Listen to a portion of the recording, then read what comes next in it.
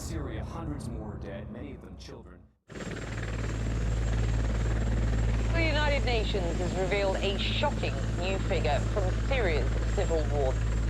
5,000 people are being killed each month. Do you know 5,000 people? And if you do, they're all being killed every month.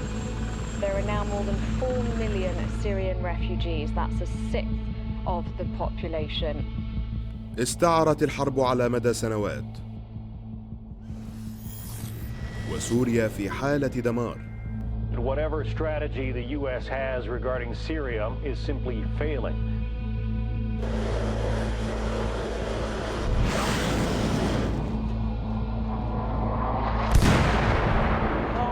The civil war there continues to rage. This is the civil war within the civil war.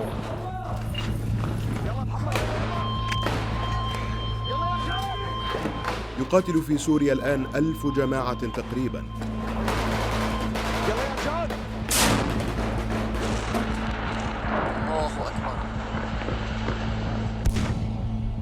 لكن ولا واحدة منها أكثر قوة وثراء وعنفاً من داعش.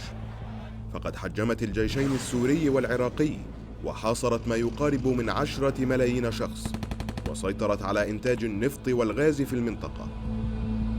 You couldn't have done it in secret. You couldn't have done it, without anybody taking notice, unless they were closing their eyes. في الأثناء يضطر الرئيس الأمريكي باراك أوباما لتقديم اعتراف. If anyone thought the president was ready to order airstrikes against ISIS targets in Syria, he made it clear today he is not. Good afternoon, everybody. Rooting out a cancer like ISIL will not be quick or easy, but I'm confident that we can and we will, working closely with our allies and our partners. But I don't want to put the cart before the horse. We don't have a strategy yet. President Obama is acknowledging that U.S. intelligence agencies underestimated the threat from ISIL while overestimating Iraq's army. تركت سوريا وحدها. مصدر القلق الرئيسي الآن هو تقدم داعش في العراق. ISIL now controls more than 95,000 square kilometers in Syria, which is 50% of the country's entire territory. في الساعات الأولى من 3 أغسطس عام 2014 استولت داعش على سنجار شمال العراق الواقعة على الحدود مع سوريا. When IS invaded their villages, they called the Yazidi devil worshippers. وتحول موطن الأقلية الإيزيدية بسرعة إلى بؤرة للإعدام والاغتصاب الجماعي. Daesh militants swept across Yazidi areas in northern Iraq, killing the men and boys and enslaving the women and girls. We can see the people below, trapped on Sinjar Mountain. They're clustered under olive trees right now, waving to us.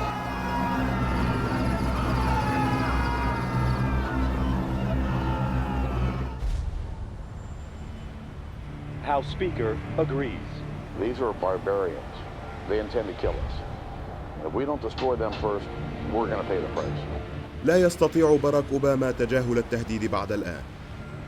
At the request of the Iraqi government, we've begun operations to help save Iraqi civilians stranded on the mountain. بعد 4 أيام من سقوط سنجار تعود الولايات المتحدة إلى الحرب.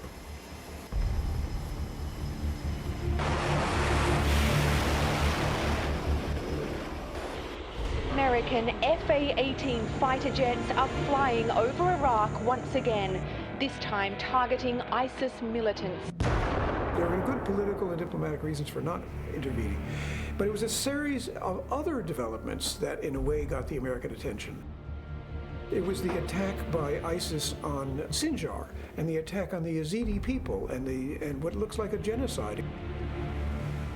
And it was the execution of 2 American journalists by ISIS in Raqqa. And it was the fact that ISIS was near the gates of Erbil, the capital of the Kurdish regional government in northern Iraq. Those are the things that got the attention of the American government. And then finally, the U.S. government began to develop a policy for dealing with ISIS. رغم تعرضهم للهجوم في العراق، تمكن عناصر داعش من التراجع إلى سوريا دون صراع. Your viewers may recall that initially, U.S. combat operations against Islamic State were exclusive to Iraq. The United States did not go into Syria at first. And this never made any sense to me because Islamic State doesn't respect national borders. في سبتمبر عام 2014 اجتاحت داعش عين العرب السورية ذات الأغلبية الكردية الواقعة على مرمى حجر من الحدود التركية. We're standing just to the east of Kobani. It's this key city here on the Turkey-Syria border. We have seen ISIS continue to advance and continue to bombard the city behind me. بعد 4 سنوات من التردد، أصدر أوباما أخيراً أمراً بإرسال سلاح الجو الأمريكي إلى سوريا. Last night, on my orders, America's armed forces began strikes against ISIL targets in Syria. تحت قيادة أمريكية، حاربت قوى إقليمية من ضمنها الإمارات والسعودية وقطر داعش من الجو. We are leading a comprehensive international campaign to crush ISIS' claim of invincibility. Well, certainly Kobani was a very important point in the war. That was when the war turned strategically. Was Kobani a turning point in the war? It was, and I guess the political turning point was the relationship that was established between the U.S.-led coalition and Kurdish fighters on the ground. ما زال لدى الحرب متسعاً للمزيد من التحولات مع ظهور جماعة مسلحة أخرى. You know, the YPG is the Syrian affiliate of the PKK, which is a group that's on the U.S. And the Europeans and certainly the Turkish terrorism list. Yeah. It's listed as a terror group by the United States, it's listed as a terror group by Turkey, it's listed as a terror group by the European Union. So they basically sent out a kind of a signal to the PKK in northern Iraq, send personnel, we need them. And they did. With the help of the PKK, the YPG was able to run much of that region. Originally, there were no American contacts with this YPG militia and very few discussions with its political side. We didn't really know them very well, and we certainly didn't understand the totality of their political agenda. I think what viewers need to understand is that this Syrian Kurdish group is part of a larger Kurdish nationalist movement, and its ultimate goal is to create a Kurdish state. They don't say that very often publicly. They understand the politics in the region are against it. But when you talk to them individually, that becomes very clear. بينما أحضر هجوم داعش على عين العرب المقاتلات الأمريكية إلى السماء السورية، اعتمد البنتاغون على القوى المحلية لخوض المعركة على الأرض. And so Obama wanted to combat the terrorists on the cheap, and that required some kind of a trustworthy fighting force. Kurdish fighters became indispensable as our main fighting force on the ground to take on Islamic State.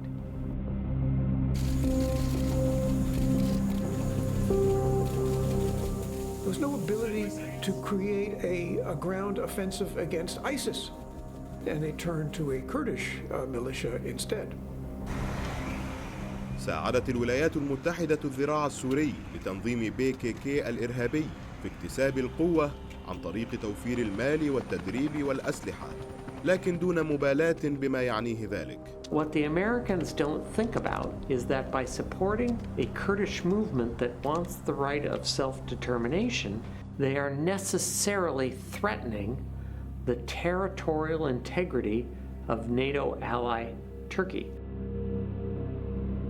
One of the challenges in Syria all along has been the very cross-cutting interests and objectives of different players in that particular country's civil war. Turkey understandably is concerned about the Syrian Kurds who may have ties with the PKK, the Turkish Kurd terrorist group. And so you basically could see that Kobani was a turning point in the sense that the Americans decided pretty much to abandon the war in Syria and the cause of the population of all of Syria, and basically to come down on the side of a force that was very questionable. And you have to ask, at the end of the day, cui bono? Who were the beneficiaries of this? Well, the beneficiaries included the Kurdish militia, they included the Assad regime, and the backers of the Kurdish militia, who include Iran and Russia.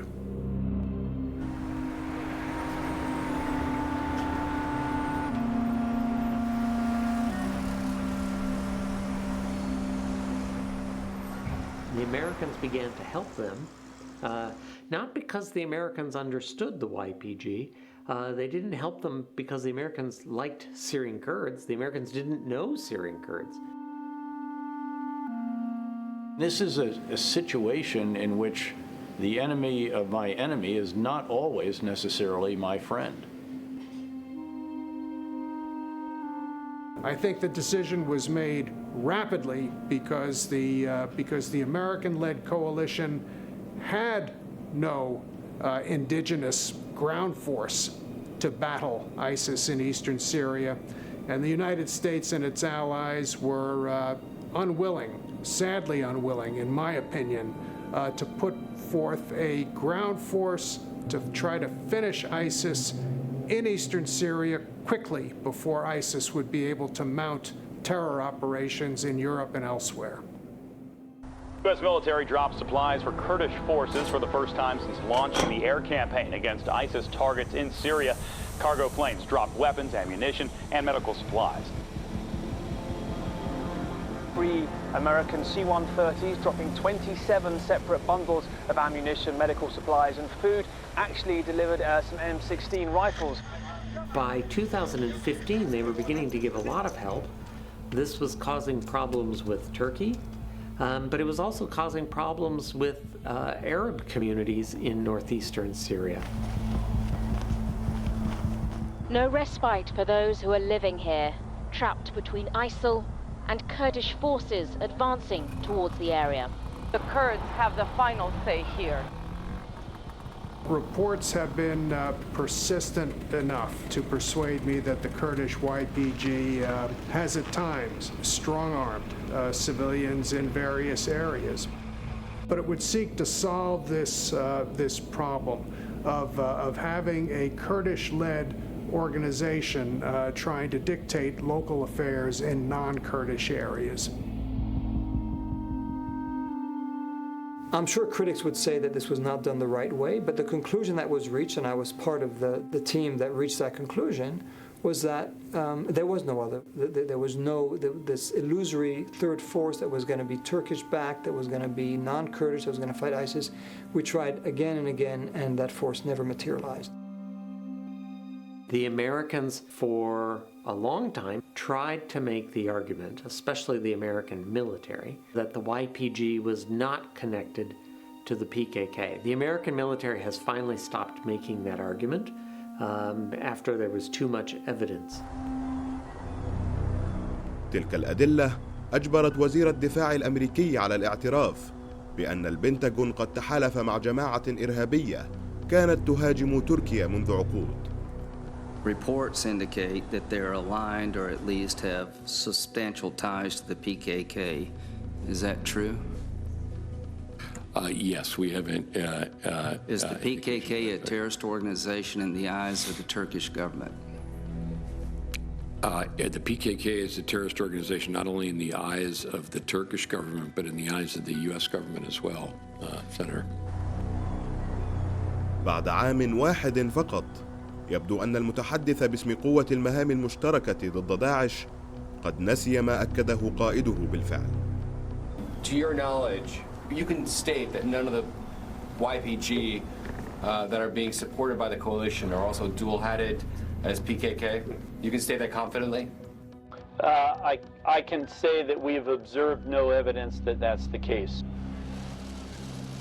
Ladies and gentlemen, the President of the United States and the Prime Minister of the Republic of Turkey. Please be seated, everybody. Good afternoon. So again, Mr. Prime Minister, I want to thank you for being here and for being such a strong ally and partner in the region and around the world. We knew the cost in terms of the relationship with Turkey. We knew that this organization, the YPG, had very close ties. It was an affiliate, the Syrian affiliate of the PKK, an organization that the U.S. has listed as a terrorist organization. So those were real drawbacks. Look, the contradiction begins with the fact that under U.S. law, a U.S. administration cannot provide material or other support to a group that's listed as a terror group. This is such balderdash. It's completely untrue. So your experts and their opinions about the future of Turkish-U.S. relations based on work that was done with the YPG, they don't have a crystal ball, and nor have they, I don't think, recognized the legitimate threat that we saw from Daesh on the ground at that time.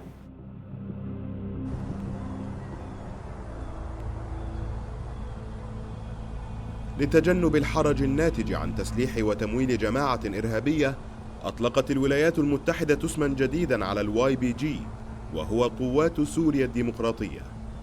Washington wouldn't refer to them as the PKK. They were called the YPG, and then over time, the SDF, as the YPG increasingly worked alongside other militants. But Turkey is right to point out that many of these Kurdish fighters are indistinguishable from the PKK. One thing to fight an insurgency and to be listed as a terror group, but another thing to try to say, oh, we're just going to rebrand and call ourselves something different now, when it's the same people with the same goal. It's a very difficult problem to be in. I don't think that the PKK can just simply rebrand. I think it's an entity that probably has to be dismantled.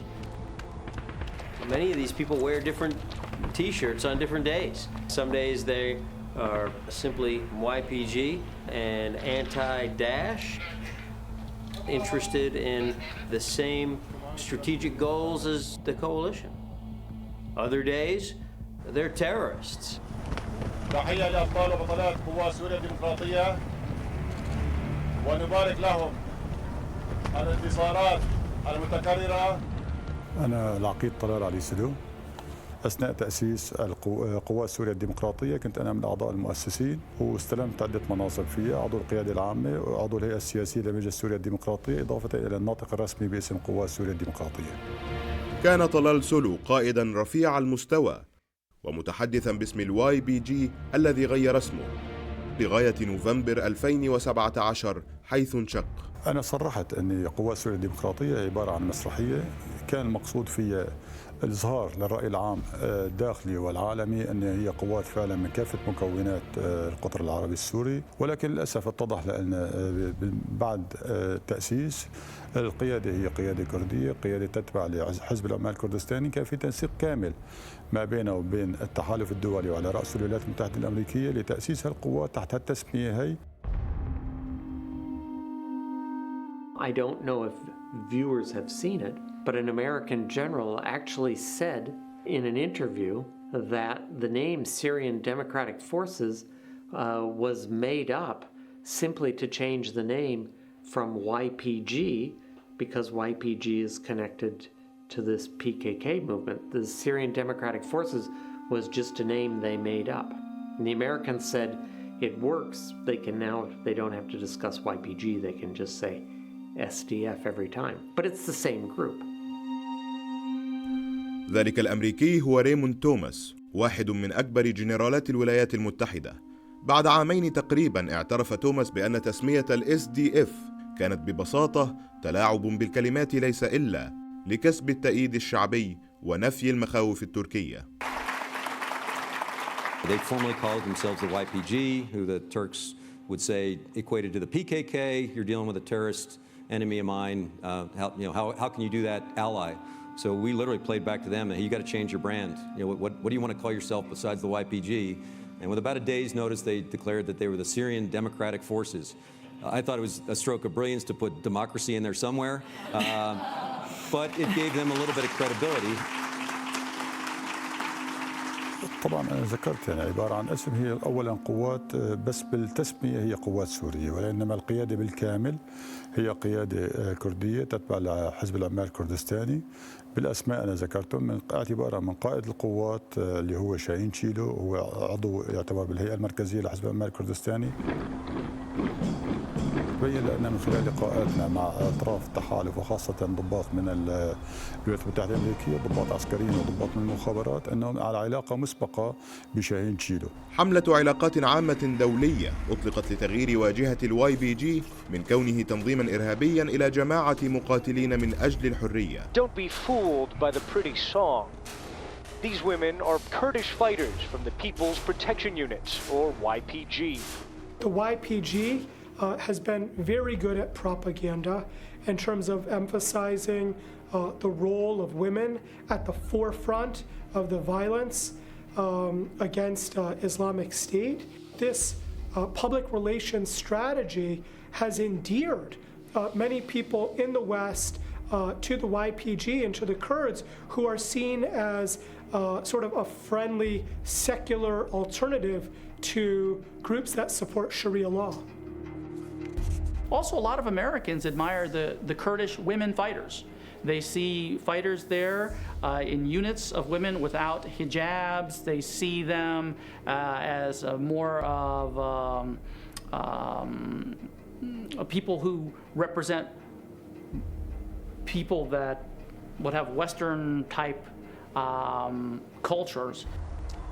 You know, the YPG, or the PKK if you want, has a very good publicity apparatus in Western Europe and also in Turkey.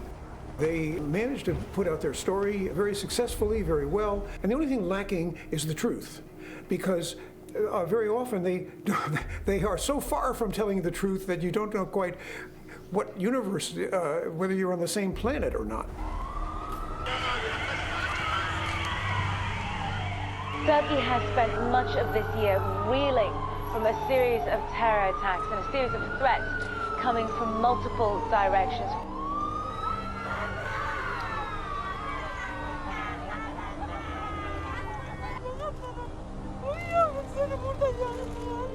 Turkey's biggest city has been hit for the 5th time this year, this time by 2 bomb explosions. The PKK, the Kurdish Workers' Party, a Kurdish separatist movement that has battled with the government for decades now. There have been terror attacks in Turkey that came out of Syria. There were a number of bombings in Turkey in 2016, which were planned and organized in Syria, and the operatives who carried them out from the YPG came out of Syria. Bombings in places like Ankara and Istanbul. What we are hearing from Kurdish fighters inside the town. انشغل العالم بالقتال الدائر حول عين العرب، والذي أمكنت رؤيته فقط من على سطح تلة في الأراضي التركية. اعتمد الصحفيون على اللقطات المعروضة من قبل YPG فقط، فهي تقربهم من المعركة ولكن ليس بالقدر الكافي ليشاهدوا ما يجري على أرض الواقع. أمضى الصحفي روي غوتمان والحاصل على جائزة بوليتزر عدة أشهر في الشمال السوري للتحقيق حول وحدات YPG وكيفية تمكنهم من التوسع والصمود على الجبهات السورية المتقلبة. Essentially, it was in 2012 that the regime decided it was going to withdraw most of its forces from the region. المعركة أيضا أكبر من سوريا. اليوم عم تخوضوا معركة العالم. And they chose the YPG to take it over. So it was basically set up as a kind of a proxy by the Assad regime. ذهب غوتمان لاحقا إلى عين العرب ليرى الأمور بنفسه. I discovered that the defense of the outlying towns, which was described by the YPG spokespeople as very, very serious and fierce. In fact, according to residents of Kobani, who later fled to Turkey, was either non-existent or was very modest at best. Residents of those towns, they were actually ordered to leave the towns. They wanted to defend them, but they were told by the YPG, get out. Running for their lives, refugees flee from the fighting in Syria. They end up in southern Turkey, hoping to see the city they fled, saved from ISIL siege. Turkish authorities have set up 4 camps in Suruc to house the refugees, mainly Syrian Kurds who are fleeing the fighting in Kobani. In the searing heat, they come in their thousands, descending on the Turkish border with whatever belongings they can carry. The Syrian regime kept an intelligence cell in Kobani. So local people from Kobani told me that many of the targets that were where the Americans were directed by the YPG to attack, and they probably had the guidance of the Syrian intelligence as well.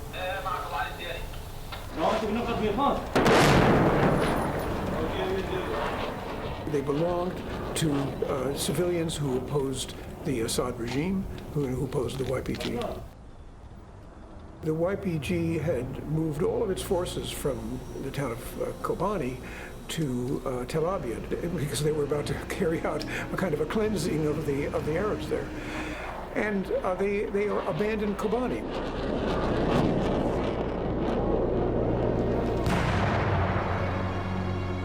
So what did the YPG do?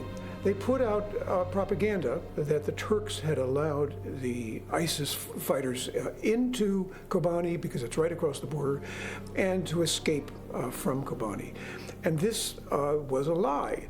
في الحلقة القادمة من سوريا خيوط الظلام نتقفى أثر المقاتلين القادمين من كافة أنحاء العالم للالتحاق بذراع الPKK السوري، وكيف تحول ذلك بسرعة إلى تهديد حقيقي لتركيا.